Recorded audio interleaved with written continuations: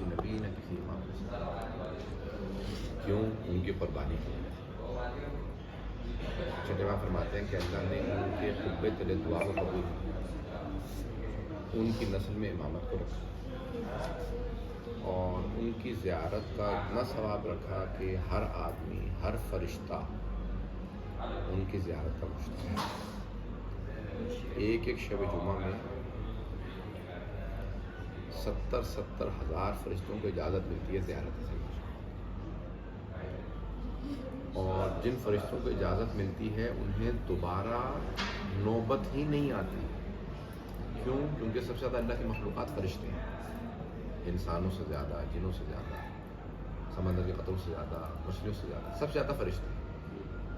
جو فرشتہ ایک دفعہ زیارت کے لیے آتا ہے پھر وہ انتظار میں رہتا ہے کہ اب پتہ نہیں کب باری ہے، ان سے بہتر ہم لوگ کہ ہم لوگ کتنی مرتبہ آ چکے ہیں۔ اس لیے میں یہ جو کہنا چاہ رہا تھا کہ اگر آپ دوبارہ آئے، تیسری دفعہ آئے ہیں تو شکر ادا کریں، پروردگارا تو نے اپنے حسین ابن علی علیہ السلام کی زیارت نصیب کی۔ فرشتے مشتاق، انبیاء علیہ السلام یہاں تشریف لاتے ہیں۔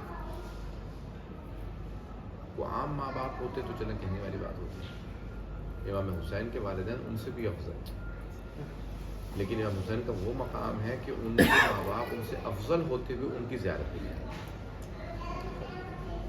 جناب خاتون جنت تشریف لاتی ہیں، تو اگر آپ زیارت کے لیے آئے ہیں تو یہ اتنے کریم ہیں، وہ کہتے ہیں کہ اگر تم زیارت کے لیے آئے ہو تو ہمارا حق ہے اور ایک تمہارا حق ہے ہم پر۔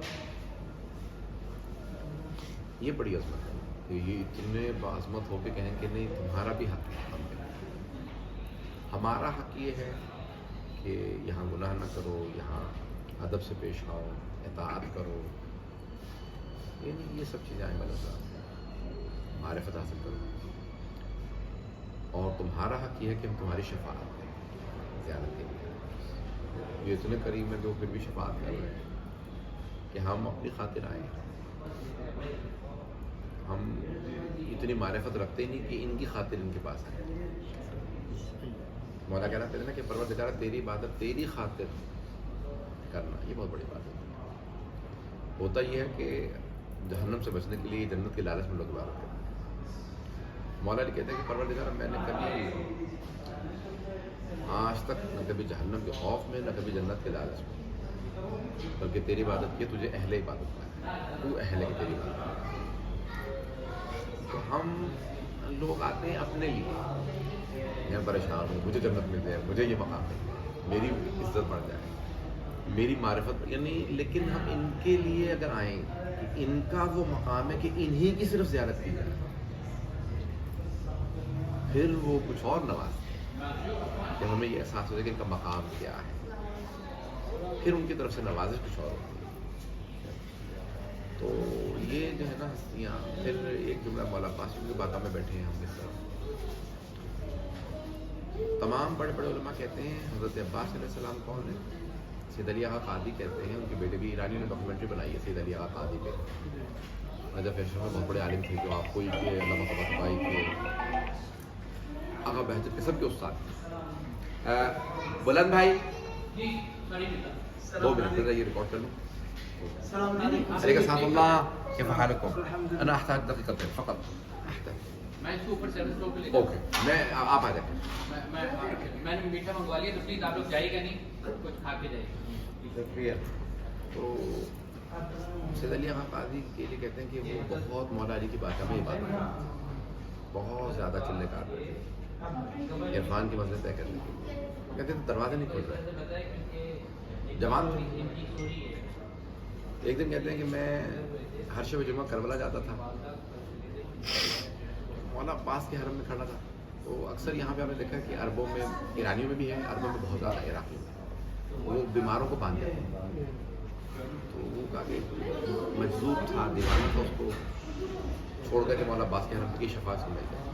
تو کہ میں نے اتنا سکول پڑھا، زیارت پڑھی، سہن میں کھڑا تھا، اندر جانے والا تھا کہ اچانک اس مجذوب لڑکے نے، وہ جو دیوانہ تھا، اس نے میرے کان میں کہا تمام اولیاء اور سید الاولیاء، سید الاولیاء مولا کائنات، تمام اولیاء اور سید الاولیاء کے درمیان میں واسطہ حضرت عباس. تو سید علی آقا قادری کہتے ہیں کہ میں نے جملہ سنا میری روح کانپنے لگی. میں نے رو کے پیچھے مڑ کے دیکھا تو کہ کس نے مجھ سے کہا ہے. تو میں نے دیکھا کہ اس دیوانے لڑکے نے کہا. سید علی آقا قادری کہتے ہیں کہ میں سمجھ گیا کہ اس نے نہیں کہا, اس سے کہلوایا گیا. یعنی کہ تو جو مولا علی علیہ السلام کی بارگاہ میں مانگ رہا ہے وہ تب تک نہیں ملے گا جب تک حضرت عباس امضا نہ کریں, جب تک مولا عباس دستخط نہیں کریں گے نہیں ملے گا. کہتے اس رات مجھے احساس ہوا, ان کے بیٹے ابھی 90 سال سے نہیں زندہ کہ نہیں 90 سال سے زیادہ تھے, تو وہ کہتے تھے کہ میرے بابا کہتے تھے سید علی آقا قادری, اس رات شب جمعہ میں مولا عباس کے حال میں گیا اور میں نے کہا مولا جب آپ نے بتا ہی دیا کہ مجھے آپ سے ہی دستخط لینا ہے تو دستخط کر دیجیے, میں کب تک تڑپتا رہوں گا, کب تک تڑپتا رہوں گا. تو کہتے ہیں کہ مجھے محسوس ہو جیسے میرے لیے زری کے دروازے کھلتے ہیں. مولا عباس کا مجھے انتظار ہوا, وہاں پہ میں مانگا. اب جب میں نجف گیا تو مجھے لگا جیسے زری کے دروازے کھلے. تو مولا عباس نے تائید کی, مولا علی نے عطا کیا. اس سال میری اہلیہ مدان پڑھی تو وہ اس نے مجھ سے کہا کہ علامہ طباطبائی, میں حضرت عباس مجلس پڑھ رہی ہوں, یہ علامہ طباطبائی کا جملہ میرے لیے ترجمہ کرے فارسی سے. تو اس میں کیا لکھا تھا, دنیا چاہتے ہو یعنی دولت, شہرت, مکان, گاڑی, دنیا سب دنیا چاہتے ہو تو مولا حسین سے مانگو. علامہ طباطبائی نے کہا آخرت چاہتے ہو تو مولا حسین سے مانگو. جنت, نجات, حساب کتاب میں نرمی. دنیا چاہتے ہو تو مولا حسین سے, آخرت چاہتے ہو تو مولا حسین سے. لیکن جب مولا حسین کے پاس جاؤ تو پہلے حضرت عباس سے دستخط کرا.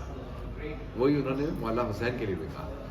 تو اب اعتقاد میرا یہ ہے کہ 12 اماموں کے پاس اگر جانا ہو تو باب الفوائد سے دستخط لے کے جاؤ.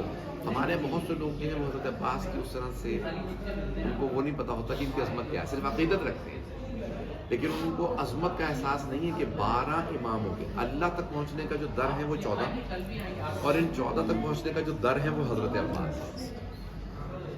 جناب عباس علیہ السلام کی بات ہم اسی میں بہت معذرت.